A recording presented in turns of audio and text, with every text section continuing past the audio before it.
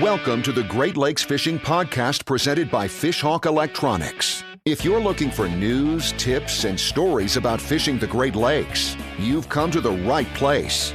And now your host, Chris Larson. Welcome to the Great Lakes Fishing Podcast. Joining us now is Troy, Mr. Bluegill Peterson. Troy is a fishing guide based in Northeast Wisconsin. He's always dialed in on Lake Winnebago and Green Bay. Troy, thanks for joining the show. Hey, thanks for having me, Chris. We wanted to have you on the show today to talk about fishing Green Bay. And when people around the country think of Green Bay, they think of the Packers. But it's actually a body of water. Can you tell us a little bit about how Green Bay sets up on Lake Michigan? So Green Bay is parts of, I guess you'd want to call it the far western part of Lake Michigan. And, you know, what's interesting for anybody that knows anything about walleye fishing or smallmouth fishing, it is one of the absolute premier destination spots, you know, in the country or the world for that matter, for both species.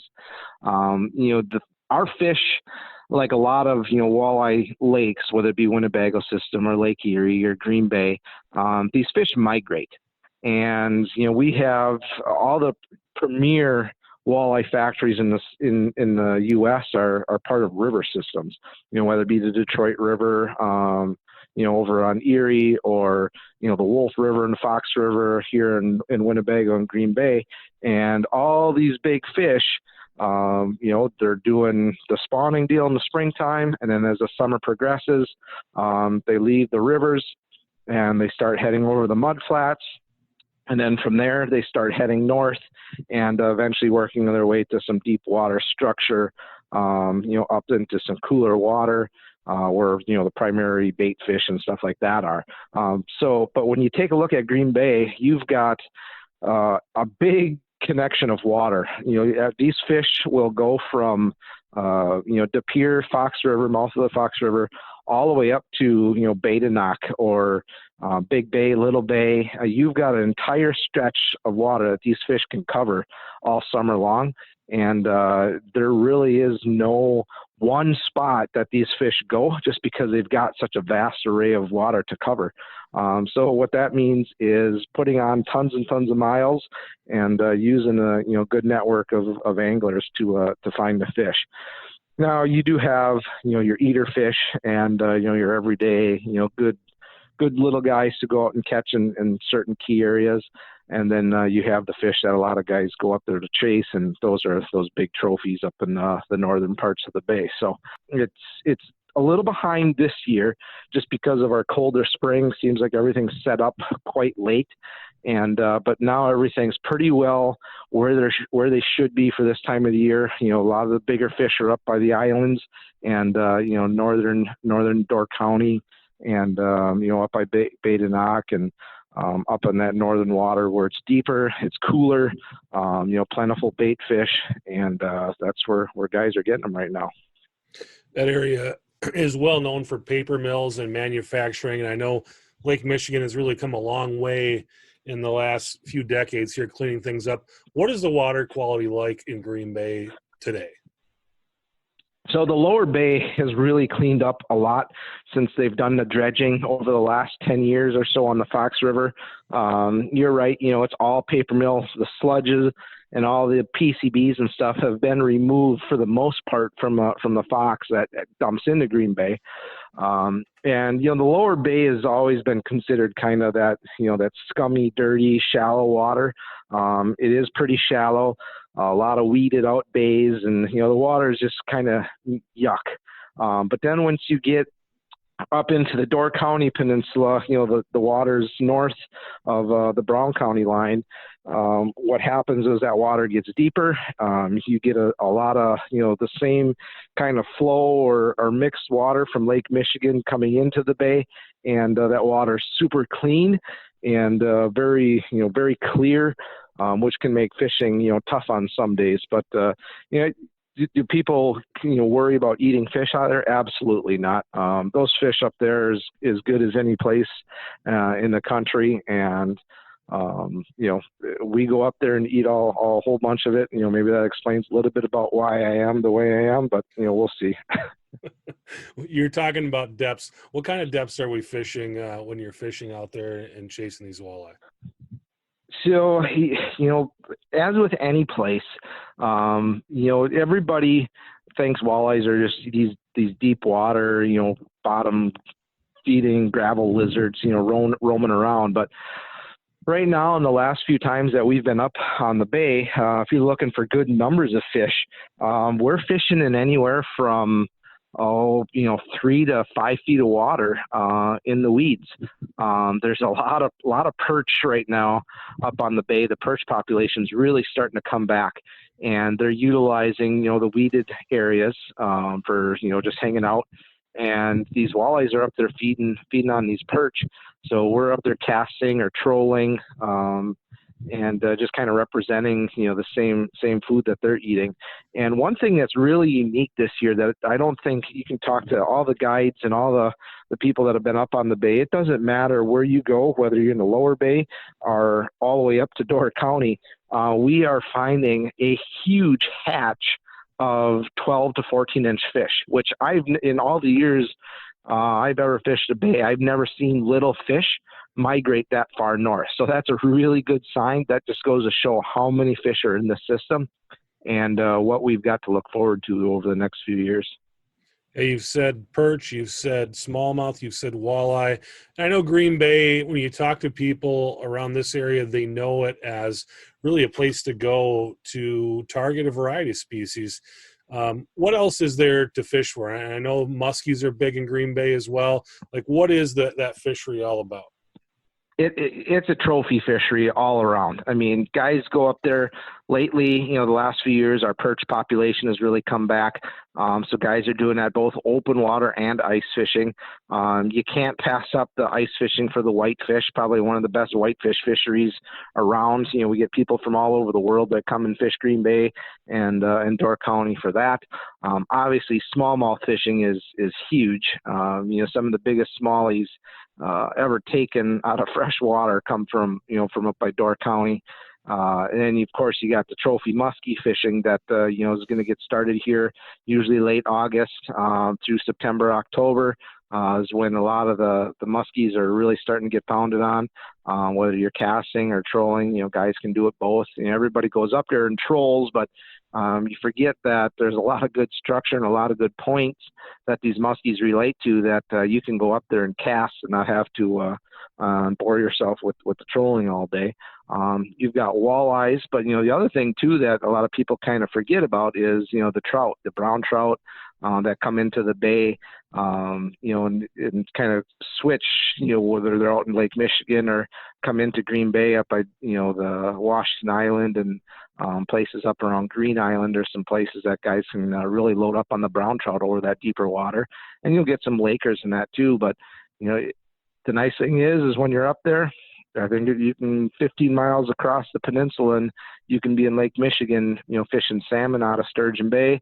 We've done many trips where one morning, we're out over the Bank Reef up in Sturgeon Bay. We come through the shipping canal and head over to Green Bay and fish walleyes for the afternoon. So never have to leave the boat to kind of do everything. Very cool. You talked a little bit about the seasonalities. What are the seasonalities like when it comes to walleye fishing Green Bay? How does that fishery change during the year? So it all depends on what you want to chase. Do you want to chase eaters or do you want to chase trophies? The fish set up on the rocks late in the fall or late summer, early fall, over deep structure. And, that's, typically the Door County area and further north. All the way up the western shoreline to the Bay de Noc, Big Bay, and Little Bay. So a lot of the times, when guys are fishing these big tournaments and they're looking for those trophy fish, they're concentrating and keying in on specific structure spots. A lot of big boulders, the size of my boat, are areas that these fish will relate to. And year after year, guys pull these big monster walleyes off of those spots, whether it be trolling spinner baits or, casting shiver minnows or, rip and wraps or, any type of jig style bait or a fast action type of bait over those deep structure areas. That's kind of where we're at right now. But in the springtime, when we're first starting off, you've got all these tributaries that dump into the bay. So all those big females, some of them will come all the way down to the Fox River. Some of them will, hit the western tributaries, and they go up there to spawn, and they the pre-spawn, they stage out in front of these tributaries. And depending on the ice conditions and when the ice goes out, typically, that early season is, the time to get those trophy fish or the fish of a lifetime, when they're still full of spawn, and you can go up there, and it's pretty much a lot of just casting. Guys do like to troll. I'm not a big fan of trolling. I do a lot more casting than I do trolling. But you can catch them in, just about every way. How to catch a walleye, you can do it up there. I tell people, just upsize your baits a little bit, and if you want to catch big fish, use big baits. Well, you hit on it a little bit there, but what are your favorite methods for targeting walleyes on Green Bay? Casting by far. I love using my electronics. Some guys are using the Garmin Live Scopes, or I use the Humminbird, the 360, and you go up on top of some of these rock piles, and you search out a school of fish, and you can see them. And when you cast to them, you can tell right away if they're going to be active or not. I use a lot of the Johnny darters. Typically like a 5 or a 7, and just casting to them over these rock piles. The other, baits, I love using blade baits out on the bay. Especially right over the tops of the weeds. You get into some areas where, they're up feeding on some of these weed flats, off these deep points. Good spot is, up around Pensaki. Pretty popular spot for not only the muskie guys, but to the walleye guys as well. And just ripping these blade baits over the tops of these weeds, these walleyes come out of the weeds and just absolutely smash a bait. There's, one thing I can say about Green Bay fish. You take a look at the Winnebago fish and, the river fish, and sure, they eat, but not like Green Bay fish. These fish absolutely smash baits up there. There's no questioning on if you got a bite or not. You know it because they're there. And then when you have to troll, probably one of the best bites and probably most popular bites out of the year is what's known as the shark fin area, which is kind of that central bay, the mud flats, otherwise known as mud flats. A lot of guys go out there, and while you're trolling, crankbaits or crawler harnesses, just put some boards down, some meat, and put out some planer boards and troll away. And there's days where you can make one pass and fill up, because these fish are so concentrated over those mud flats. There's just huge schools of fish, and there's been plenty of days where we've been out trolling where you can't even run 6 lines because you can't keep them going. There's so many fish biting. So I'm gonna always go revert back to casting or jigging, casting big plastics or whatever in the weeds, and blade baits or rip and wraps or Johnny darters over the deeper structures as we get into fall here, and it's a lot of fun. What's your favorite colors out there? Purples. You got to have purples out there. A lot of the fish, when you get up into the northern waters there, they're eating, typically one of two things. They're eating alewies or gobies. So, if I'm going to be fishing deep down on the rocks, I like a lot of goby patterns. Otherwise, if I'm just fishing, over the open water, typically a lot of the purples are really good.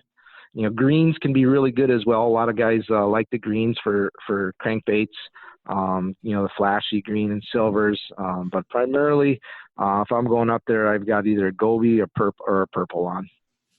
I was investigating your Instagram page a little bit earlier, checking out your Green Bay photos, and a lot of them were you out there fishing at night. Tell me about the night bite out on Green Bay. The night bite on Green Bay is something special, whether it be spring, fall, or even, late summer like this. There's some key shoreline areas up in Door County that guys will target, and these fish will go up onto these shorelines feeding at night, especially if you got the right wind. But the other thing too, I think that we're forgetting about, Chris, I didn't mean to leave out, but Green Bay is very temperamental when it comes time to wind and water temperature. As much as people don't want to agree, there is a current or even like a tide, so to say, under the, in the water that can affect fishing tremendously out there. You can be on the West Shore and have, high 70 water temps one day and have a northeast wind come in, blow a bunch of cold water in from up on the bay, and you flip that water down into the 50s and 60s overnight, and those fish just instantly, go into lockjaw mode. And you have to find warm water. A lot of successful tournament guys, the Corey Springles of the world, those guys are constantly watching currents and water temperatures and finding those little pockets of warm water mixed in amongst all the cold water spots. And that's where you're going to find the big fish. But going back to the night fishing, as fall gets closer here and those fish start setting up on those big boulders, when you go up further north into that Sturgeon Bay area, Sister Bay, Ephraim, all those shorelines up there will start loading up with a lot of nice big walleyes. And we've had some pretty crazy late fall with some extreme weather conditions where we're pulling lighted planer boards of the offshores up along the shorelines and watching those things just bury. And it's crazy. I mean, it's a lot of fun. It adds a whole new dimension to fishing when you can't really see what's going on and you're just watching green and red lights bury back, and it's a good time. Well, it was really good talking to you, Troy, about Green Bay. Is there anything I didn't ask you that you wanted to talk about today? Well, that I guess just that water temperature, that is a very important thing. And as more people get to learn the bay, and as you start to fish that northern section, you'll find very fast that water temperature will play a big factor. Don't be discouraged. It's not too far to run from east to west. If you find cold water on the west side, there's probably warm water on the east side. You just kind of got to switch gears up a little bit and drive around till you find some warm pockets, and the fish will bite. Just look for that warmer water. Troy Peterson, thanks for coming on the show. If you want to go out on the water with Troy, Mr. Bluegill Peterson, and learn more about Green Bay, you can find out more about him at MrBluegill.com, and he's available pretty much everywhere you find your social media at Mr. Bluegill. Thanks so much, Troy. Thanks, Chris. Thanks for listening to the Great Lakes Fishing Podcast presented by Fishhawk Electronics. For more information on fishing the Great Lakes, visit our blog at fishhawkelectronics.com.